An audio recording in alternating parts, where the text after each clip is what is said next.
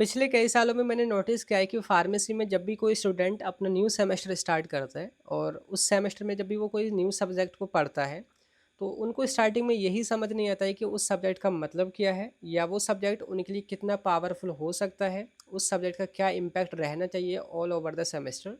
तो इसी को देखते हुए हमने एक सीरीज स्टार्ट करी है, सब्जेक्ट ओवरव्यू सीरीज, जिसमें हम हर एक सेमेस्टर को स्टार्ट करने से पहले उसके जो सब्जेक्ट रहेंगे उनकी ओवरव्यू वीडियो सबसे पहले डालेंगे। यानी कि आपको स्टार्टिंग में ही ये पता चल जाएगा कि ये जो सब्जेक्ट है आप इसमें क्या पढ़ेंगे, ये क्यों पढ़ेंगे और इसका क्या रोल रहेगा आपके करियर में।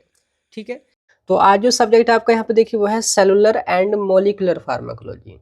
तो देखिए अभी तक आपने जो बी फार्म में फार्माकोलॉजी समझी थी तो उसमें पढ़ा था कि आपकी दवाई कैसे काम करती है, उसका मोड ऑफ एक्शन क्या है।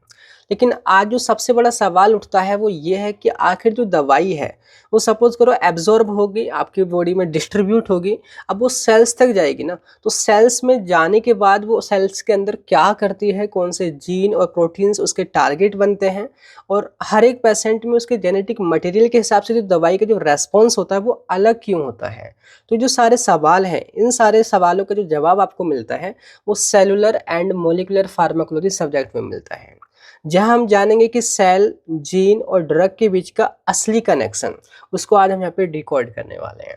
समझ आए कि क्या ये सब्जेक्ट होने वाला है, जिसको मैं नेम से ही समझाऊं। सेलुलर बोले तो सेल से रिलेटेड, मोलिकुलर यानी कि मोलिक्यूल से रिलेटेड जैसे कि DNA, RNA, protein, and pharmacology मतलब study of action of drug, कि हमारी जो दवाई है वो सेलुलर लेवल पे जैसे कि सेल के रिसेप्टर हुए या एंजाइम वगैरह या आयन ट्रांसपोर्टर वगैरह, तो वहाँ पे वो कैसे काम करती है।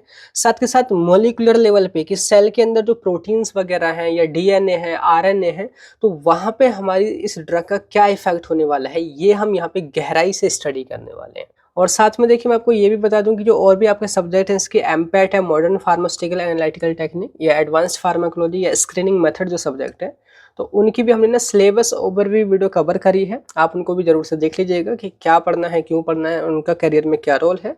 हर एक सब्जेक्ट का पहले वही वीडियो देखिएगा, सारी चीज़ आपको क्लियर रहेंगी। बाकी मैं आपको ये भी बता दूं कि जो एम फार्म का जो फार्माकोलॉजी का बैच है वो स्टार्ट हो चुका है। आप हमारी फार्मेसी वाला ऐप पर जाकर के ज्वाइन कर सकते हैं। आपने सिंपली क्या करना है, प्ले स्टोर पर जाना है, सर्च करना है फार्मेसी वाला ऐप को आपने इंस्टॉल कर लेना है एंड लॉगिन रजिस्टर करने के बाद आपको वहाँ पे ना एम फार्म का सेक्शन नजर आएगा, उस पर आपने क्लिक करना है। उसमें आपने अपनी स्ट्रीम सेलेक्ट करनी है फार्माकोलॉजी। फार्माकोलॉजी में फर्स्ट सेमेस्टर में जाना है, वहाँ पे एक बैच मिलेगा, तो वहाँ पे जाकर के आपको सारा कंटेंट मिल जाएगा, नोट्स, वीडियोस वगैरह, प्रीवियस ईयर क्वेश्चन पेपर वगैरह, तो सारा कंटेंट आप वहाँ से जो है एक्सेस कर सकते हैं। तो अभी हमने जानना है कि आखिर आपने क्या पढ़ना है। ये जो सिलेबस आप देख रहे हैं इसमें जो टॉपिक्स दिए हुए हैं यही आपने पढ़ने हैं। फिर भी सवाल उठता है कि आखिर टॉपिक क्या क्या है। जैसे कि यूनिट फर्स्ट में यहाँ पे सेल की बायोलॉजी आप समझेंगे। आपका बेस जो अभी तक 10th में, 12th में या फिर आपने बी फार्म में जो पढ़ा था कि सेल क्या है, सेल के ऑर्गेनल्स क्या हैं, सेल कैसे काम करती है ना, सेल साइकिल वगैरह, सेल की डेथ वगैरह, तो बेसिक चीज़ें आपको यहाँ पे रिकॉल कराई जाएंगी। तो यहाँ पे है स्ट्रक्चर, फंक्शन ऑफ सेल, उसके ऑर्गेनल्स वगैरह, जीन का एक्सप्रेशन, रेगुलेशन, या यहाँ पे siRNA, माइक्रो आरएनए, ये क्या होता है, जीन मैपिंग, स्क्वेसिंग, एंड थोड़ा ये एडवांस लेवल से भी समझने वाले हैं चीज़ों को। आगे सेल साइकिल क्या है, उसको कैसे कंट्रोल रेगुलेट करते हैं, और सेल की डेथ वगैरह। ठीक है, बेसिक चीज़ें हैं। इसके बाद देखिए आगे जो है वो है सेल सिग्नलिंग, मतलब सेल के अंदर जो है कैसे जो है सिग्नलिंग होती है, कैसे एक जगह से दूसरी जगह कोई भी जो है यहाँ पे मतलब कि एक इनपुट भेजा जाता है, तो इंट्रासेलुलर पाथवे, या यहाँ पे कई सारे रिसेप्टर्स हैं जैसे कि जीपीसीआर है, टाइरोसिन काइनेज है, न्यूक्लियर रिसेप्टर है। तो अलग अलग रिसेप्टर कौन कौन से होते हैं, वो कैसे काम करते हैं, उन पे दवाई बाइंड होकर के क्या करती है, वो यहाँ पे आप डिटेल में जानने वाले हैं। इसके अलावा यहाँ पे आपको मिलेगा जो सेकेंडरी मैसेंजर होते हैं जैसे कि cyclic AMP, cyclic GMP, calcium ion, inositol 1,4,5 यानी कि ट्राइफॉस्फेट जिसको हम बोलते हैं IP3, और नाइट्रस ऑक्साइड और डाई एसाइल ग्लिसरॉल जिसको हम डैग बोलते हैं। तो ये अभी तक आपने पढ़े थे, जैसे कि आपका बीटा 1 ब्लॉकर या बीटा 2 जो भी थे, या हिस्टामिन, एंटी हिस्टामिन दवाई थी, तो हर एक वो यही पाथवे से काम करती थी। तो साइक्लिक एएमपी को बढ़ा रही हैं या घटा रही हैं, या IP3 बना रही हैं, डैग बना रही हैं, तो आखिर इनका क्या रोल है वो आप यहाँ पे डिटेल में पढ़ने वाले हैं। ठीक है, आगे चल के यहाँ पे आपकी कई पाथवे हैं जैसे कि CAMP पाथवे है, MAP की पाथवे है, और इसके अलावा जैक स्टार्ट पाथवे है। ये सारी चीज़ें आप यहाँ पे एडवांस लेवल पे समझने वाले एकदम डिटेल में। ठीक है। आगे आपको यहाँ पे मिलेगा कुछ मतलब कि न्यू टेक्नोलॉजीज़ या टूल जिनकी मदद से आप नई-नई दवाइयाँ भी बना सकते हैं। जैसे कि यहाँ पे आपको मिलेगा डीएनए इलेक्ट्रोफोरेसिस, डीएनए को कैसे सेपरेट किया जाता है वो, पीसीआर, रियल टाइम पीसीआर जिसको हम बोलते हैं, ठीक है। रियल टाइम पीसीआर आप जानेंगे, जीन सीक्वेंसिंग यहाँ पे उसको कैसे किया जाता है वो समझेंगे, माइक्रो एरे टेक्निक जानेंगे। इसके अलावा एलाइजा वगैरह, western blotting, recombinant DNA technology, gene therapy, ये जो नई नई जो टेक्नोलॉजी है आज के टाइम की, वो आप यहाँ पे अच्छी तरीके से समझने वाले हैं, उनका क्या यूज़ है, ठीक है। तो ये आप यहाँ पे डिटेल में समझेंगे।